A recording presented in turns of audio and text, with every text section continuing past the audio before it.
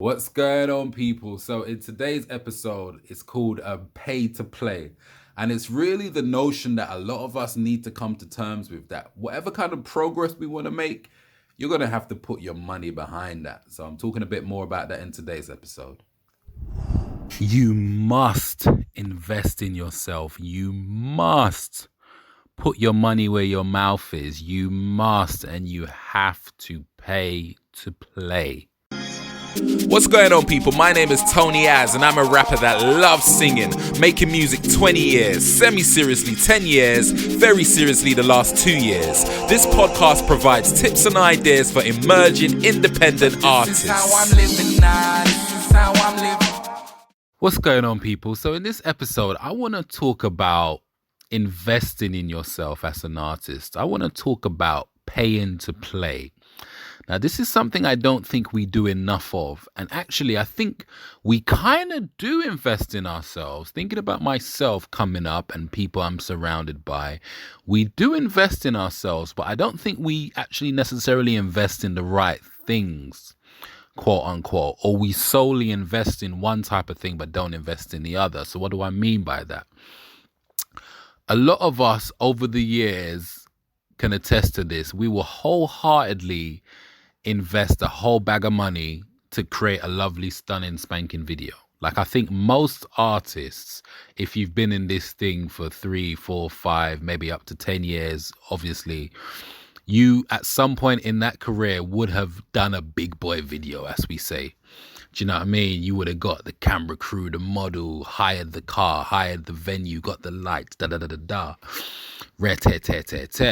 And ultimately, you probably spent if you spent $1,000 on a video, I think that's decent. Do you know what I mean? Like, when I think about my She Want video, all in all cost me about $1,000. And that was cheap because Steve, shout out to Steve, who did the video, like, he did me the utmost favor, and I'm forever grateful to that man. Do you get what I'm saying? So that's why that video came in at about $1,000, and that's hiring the venue, paying for everything that we needed on the day. Do you know what I mean? Hiring the vehicle, hiring the makeup artist, hiring the model, hiring the dancers, feeding the people on the day. So let's just say $1,000. So a lot of us would do things like that, right? You can't do it all the time, but like I say, a lot of us would have at least done that once. Where I think we go wrong is, and where I went wrong, and I've seen it so many times, I will spend $1,000 on a video, but I'm spending 0 on promotion and marketing. Now, some people might assume, well, you created a video, that is the marketing. And that's one of our downfalls, because I created that great new video, I put it online and assume it's going to have legs of its own. And obviously it doesn't work like that. So, I mean, that's a whole nother podcast episode. But really and truly, and this is my new thing now, and this is actually in my book, not the 10 Terrible Tips, the follow-up to 10 Terrible Tips, which is called How to Flip the Script. I talk about the 1-to-3 ratio.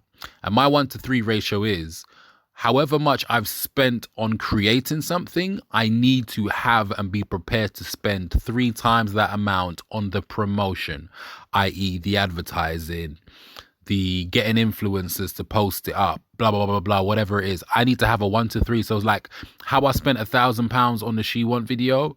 I needed really and truly to have £3,000 to promote the hell out of it. And I didn't have that, and I didn't do that. But, you know, it's not a race. Over the longevity of it, I'm still pushing She Want up until today. And She Want is probably, when did we do that? Back end of 2018 going into 2019. So I'm still pushing that, as you can see, because a good song is a good song. But we have to be prepared to invest in ourselves. We have to be prepared to spill out that money. And this episode was inspired not just by that, but I had a convo with the missus last night, and I was telling her, yo, I need about $5,000 just to spend on advertising. And she was like, okay. And then how's that coming back? And I was like, it might not come back right now. It might come back sometime in the future, but it might not come back right now. But I need $5,000 for the advertising. And she was just like, okay. I think he gave me that look of a wife gives her husband, like, yo, you know, you got 3 kids here. You know, you're spending $5,000 and you don't know where it's coming back from. But I liken it to this, yeah. I like it. I gave her two analogies that will hopefully help you and helped her obviously understand where I'm coming from. If you think about back in the day or traditional forms of advertising, if someone puts up a billboard in the middle of Shoreditch or whatever, they can't necessarily just rely on someone seeing that billboard for a phone, let's say, and they automatically go and buy that phone there and then. That billboard might need to be up for a couple of months, and you're continuously seeing that billboard every day, every day, every day. Then maybe you go down the road and you see another billboard, or you open up a newspaper and you see an advert for the same phone. All of these adverts need to be paid for, by the way. And then you might think when it gets 2-3 months later on down the line and you're due for a phone upgrade and you're thinking, which phone should I get? You're like, oh, I've been seeing this phone. This phone is subconsciously in my mind. Let me go check out what this phone is. Or you had been seeing that phone and been like, you know what?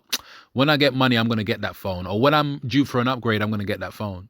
So it's the same with advertising our music. Like if I put an advert out and I'm selling my album, people might not buy the album straight away. Like very few people are going to see something the first time and buy it. There's actually statistics that proper marketing people go into. I think there's like 7 to 12 touch points. So you need to see something about 7 to 12 times before you buy it. But what that then does for us as marketers, because we are marketers, guys, we run a business, we're marketers, we have to market ourselves. You need to be prepared for that initial outlay of capital, of money, whereby you're doing ads and you ain't going to see no money back right now. But you're not doing it to see money back initially. You're doing it to push your brand. You're doing it to push and create awareness about your product. So when it come time to, you know, someone is ready to buy a new album or invest in a new album or looking for some new music or looking for a song that reminds them of XYZ, then you that have been at the forefront of their mind, i.e. they've continuously seen your advert, they hopefully will come to you. And then the other thing with that is it might take you a little while to recoup your initial money, but a fan is a fan is a fan for life. Remember this. So if I'm a Jay-Z fan, yeah, and I'm buying Jay-Z albums, it's not just the first album I buy, is it? I buy that first album, then when the next one comes, I'm buying that one too. When the next one comes, I'm buying that one too. And I even start going back because I discovered Jay-Z maybe second or third album in, really. But what did I do? I actually went back and started listening to Reasonable Doubt and all of them things. You get what I'm trying to say? So initially it might cost you money that you might not see back directly. So that's why you probably got to look at it as an investment rather than an expense whereby you're trying to recoup it straight away. It's an investment which might not pay back for months, some cases even years, but it's an investment worth making. Another analogy I want to leave you guys with, think about, and I told my missus this just now, think about everyone going to uni right now, all of us that have gone to uni. If you're currently in the UK going to uni, you're paying $9,000 a year to go to uni. Now, it might not feel like that because it's not coming out directly from your pocket, but you've taken a $9,000 loan to go to uni. So let's say you're in uni for 3 years. That's £27,000 to go to university. People are doing that, coming out, and they're not getting the jobs that warrant them spending 27 grand.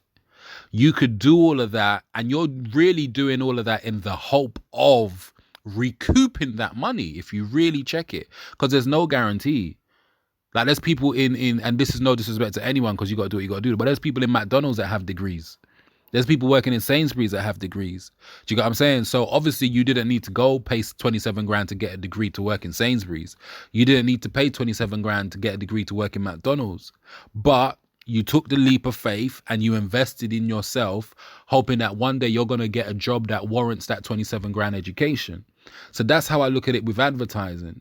I might not make the money back right now for a few weeks, for a few months, a few years, but I got to believe and I got to stand firm in the belief that I'm laying down this investment in myself, in what I really and truly believe in. And this, let's say 5 grand I might be spending on, and 5 grand is nothing in advertising, to be honest. But for an independent person like me, I ain't got no financial backing. This is all literally my own blood, sweat and tears money coming into this. Then I'm happy with that. Do you get what I'm saying? Initially. But and it's also a continuous thing, really and truly. But let's just stick with the 5 grand. The 5 grand that I might spend right now, yeah, I have to invest that with the belief that it will come back. Just like the people that go into university are paying £9,000 a year for an education in the hope or belief that it will get them a job that is going to recoup that 27 grand a year for the 3-year course that they've spent, if that makes sense. So I say that to say all of this, just invest in yourself if you can, and think about my 1-to-3 ratio. Whatever you're spending on creating, i.e. studio time, images, videos, etc., you need to be able to triple that in promotion. So if you spend £100 creating something, you need to have £300 to promote that shit. That's just my advice for the day. Hope this has been of value to you. My name is Tony Az. Thank you so much for listening. And yeah, that's just it. Like, invest in yourself, but there's hopefully a reason for you to invest in yourself, and don't be scared to spend that money on yourself. All right. Peace and love. Bless. So that's the end of today's episode. I really hope it brought you value. Do leave me a comment and let me know. In the meantime, check out my book, 10 Terrible Tips, Misleading Misinformation About Making It in Music, available from my website, TonyAzOfficial.com. We're going. Yo, follow me on Instagram as well, at TonyAzOfficial. Where we go, we don't know it yet.